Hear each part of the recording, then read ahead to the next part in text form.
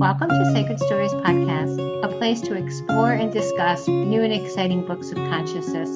I am your host, Reverend Patricia Caginello, and speaking with authors that have shared their wisdom and stories through their books is one of my favorite things to do.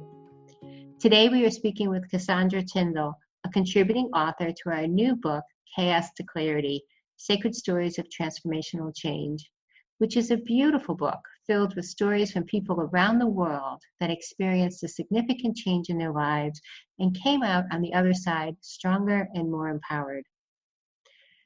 Cassandra Tindal is a co-author, writer, professional life coach, and the visionary founder and executive producer of Womenz Straight Talk Television, including editor-in-chief of Womenz Straight Talk magazine, a publication that focuses on real stories that matter to enlighten, empower, and raise the social consciousness and awareness of a global society. So it's my absolute delight to say, welcome, Cassandra Tindal, to Sacred Stories. Thank you, Patricia. Thank you for having me. It's such a pleasure to be here speaking with you today. Oh, absolutely, absolutely. And the story that you wrote for Chaos to Clarity, one of the things that I love about it's about not only self-empowerment, but empowering others. And the work that you do in the world is a testament to that. You're living your story. Absolutely. I think that empowerment is a really powerful word. It's a powerful act. It's a powerful testament to what we can give. So, me personally, I have been inspired by my own personal story, of survival. I'm a cancer survivor, and I can say, well, I'm probably more than just a cancer survivor. I'm just a survivor, period, of a lot of different things that I have experienced in my life. So I am a survivor, and I know what it means to be empowered and to empower others, how important that is for our survival. Absolutely, absolutely. And your story is one of survival. It's also one of finding your voice, Cassandra's voice. Can you share your story that you wrote in our book, Chaos to Clarity, with our audience, please?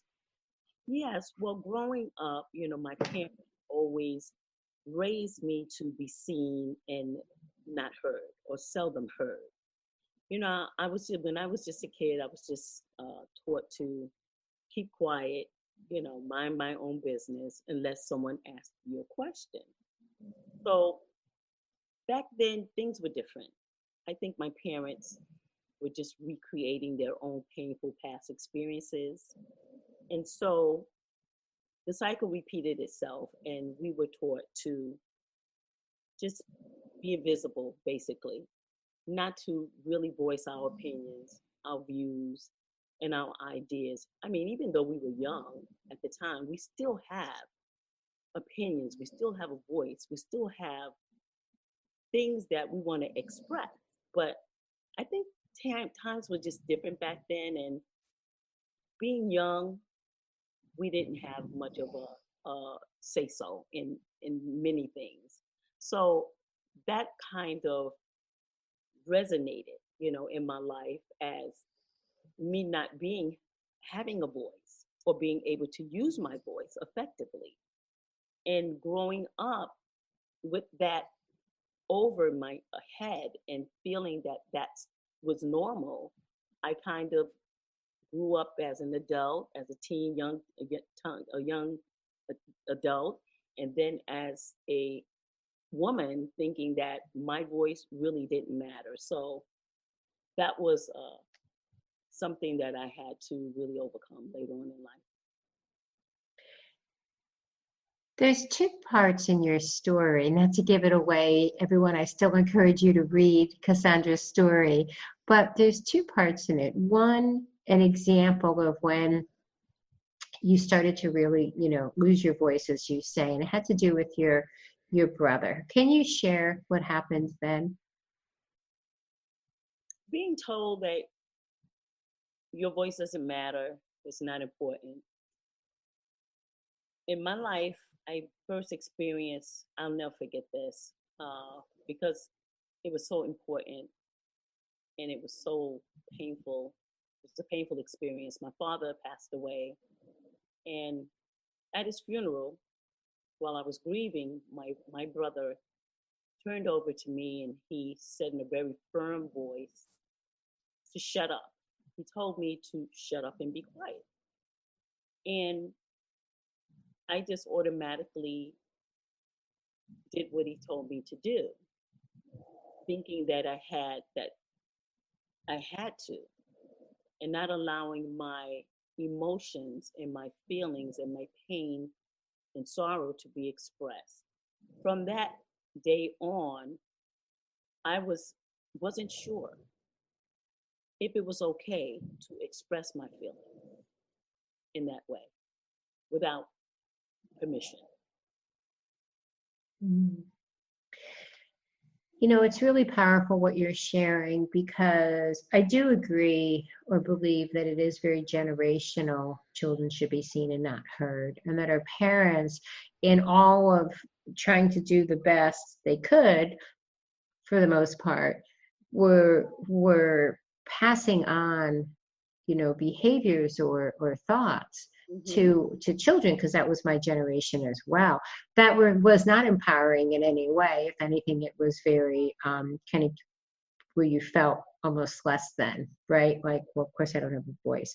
And so we're looking at probably generations of people that have been basically told, especially children, um, that they should be seen and not heard, right? And I mean, how incredibly damaging, if we think from a collective perspective, is that?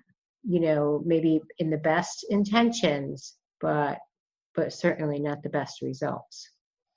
Yes, it really fosters a lot of fear. It causes you to have a lot of fear and anxiety, not knowing if you say something, whether it's going to be the wrong thing, if it's going to offend someone, if you're going to be put down by just voicing your opinion. And no one wants to feel attacked or put down or feel ashamed or made to feel like they just don't matter by voicing their opinion. So sometimes we take the safe way out and just stay quiet. We don't say what we want to say. We don't say what we really feel, and that's very damaging because it's something that you just repeat over and over again with the same type of people that you come in contact with. And And the other part that I think is so powerful about what you're speaking to is the sharing of our emotions. So sharing our opinions or our voices is one aspect of it, but our ability to authentically express our emotions and to have that shut down as a child, to feel that you need permission, as you said, to do that. That's something that many people experience, Cassandra, and and I think it has a major impact on their lives and their ability to even engage in healthy relationships with others because of that.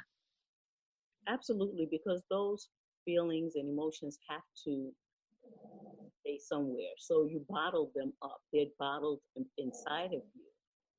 And that's harmful to you, to your body, as well. A lot of times we have experiences of maybe even illnesses, okay, that contribute to things like that.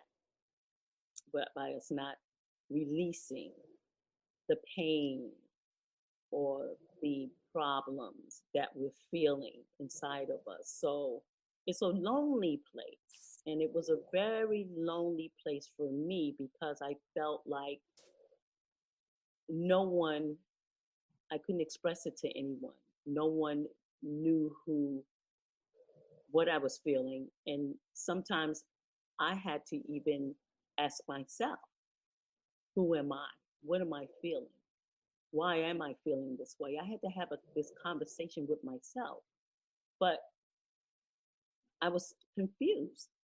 So it's very confusing because even to ask yourself questions sometimes is confusing. Or should I be asking myself this? Am I allowed to even ask myself this question? Am I allowed to speak to my own self in this way? Mm. That is just so incredibly powerful. So what we're going to do is we're going to save how you found your voice for listeners to read your story in our book, Chaos to Clarity. And I'm going to ask you if you have something that you can offer, some insights or advice to our listeners if they're feeling that they don't have a voice or they're unable to express their emotions because of events in their lives. What would you like to say to them, Cassandra? For those who need to express themselves, I would say that I think it's important to know who you are. I think it's important to get in touch with who you are, your feelings, and just be honest and truthful with yourself and realizing that it's okay. It's okay to feel the way you do. And by not coming forth sooner to express yourself, it's not your fault, okay?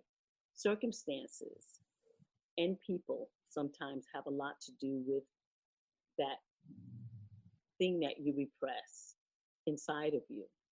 So once you realize that it's okay and it's not your fault that you feel that way, then I think I would advise them to just allow themselves to be themselves and to speak their truth. Mm. And to know that others, like yourself, have been there, gone through it, and can be an inspiration for them. Absolutely. Cassandra Tindal, let everyone know how to get in touch with you, your website, your magazine, everything, because you are an inspiration, and the work you do through Women's Straight Talk magazine and television, we want as many people as possible to tune in. Yes, well, Women's Straight Talk, again, was birthed out of my own experience of not finding my own voice or knowing that I had a voice. But once I found my voice, and I felt like I needed to create a platform that would allow other women to find their voices and to express their voices, opinions, and views and ideas as well. A safe place, a place where other women like themselves can be inspired. So, Women's Straight Talk is a multimedia broadcasting platform. I'm the executive producer, and we have a television show that broadcasts to millions of viewers. We also launched our magazine, our editorial edition of Women's Straight Talk this year in February 2019. And you can find more information about us on Womenz with a Z. So that's WOMENZ, Women's Straight Talk TV.net. We're also on social media. So Women's Straight Talk on social media, Facebook, LinkedIn, and places like that as well. Thank you, Cassandra Tindal. So everyone, that's Womenz with a Z, and I encourage you to go to the website womensstraighttalktv.net, where you'll find Cassandra Tindal and all of the wonderful work that she's doing. Cassandra, thank you so much for being my guest today and for sharing your story in our new book, Chaos to Clarity, Sacred Stories of Transformational Change. So thank you, Patricia. And thank you to the audience for listening to Sacred Stories podcast. I am your host, Reverend Patricia Caginello, and I encourage you to pick up a copy of Chaos to Clarity and find out how Cassandra Tindal found her voice, and also to read the other 30 plus inspiring stories from people around the world that have shared their stories of significant change in their lives and moving through the change to become stronger, happier, and more empowered. So until next time, thank you. And as always, remember to write your sacred story well.